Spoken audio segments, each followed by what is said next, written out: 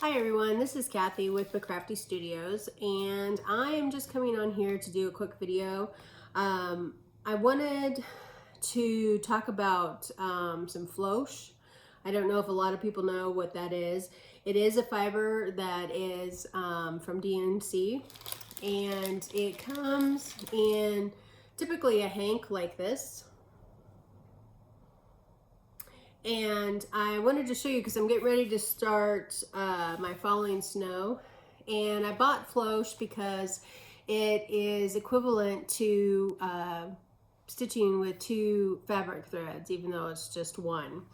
And the reason I'm coming on here to do this video is that I wanted to show you how I cut this down. So what you do is the top of the label here,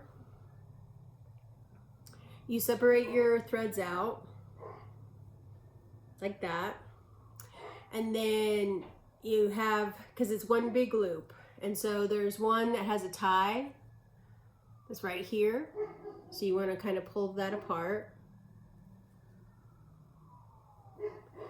and you want to slide the label off.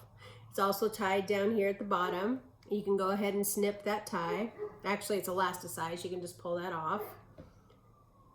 And when you slip the tie off, or slip the label off, you're going to have one large continuous loop. And I wanted to show this because the first time I ever used floche, I had basically just a hot mess. I didn't know how to take it apart or anything like that. So what you'll do is you will cut the thread up here, cut this single thread right there, and that's where the knot is. So you'll end up with, like I said, a continuous loop like this. So where you cut that small thread, you want to take your scissors and cut all the way through. So now it's one long continuous thread. Then you want to, you don't have to exactly measure, but you want to fold it down into 3. And it doesn't have to be exact. And what you do is you cut the loop right here.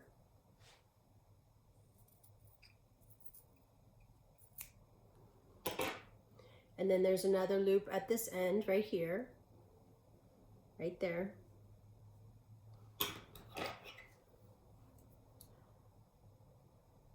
And then you cut that. So now you have 3 separate clumps of floss, and then you can just tie them on to a floss ring or a floss tag. This is the only time that I use floss tags. I generally don't use them, but I thought I would go ahead and demonstrate this. So you would just tie this on like you would regular floss, and then you can pull one thread out, and like I said, it's about 18 inches long, give or take. It's not an exact science. And then you have your floss to stitch with. So let me go ahead and tie these other sections up.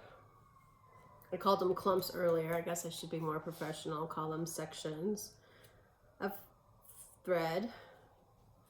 Just tie it in your floss tag. I'm getting ready to sneeze only because I started the floss tube.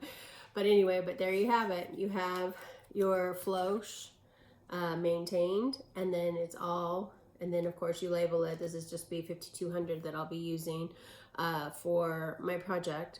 But I wanted to show you that. I know I recommended floche to my friend Tara, and I was thinking that she may not have used that, and I didn't want her to have the same experience I did with having just basically a rat's nest. I tried using like I knit and crochet. So I have a Swift, and I tried doing that thinking I could wind it up in a ball, and that didn't really work. And this was the most effective way for me to tame that floss. So if you would, please let me know if this video was helpful. If I need to do it again or whatever, that's fine too, because I do have some other floche I can do that with. And anyway, I hope that's helpful. I hope you guys have a great weekend, and I'll talk to you soon. Oh, please like and subscribe. Bye.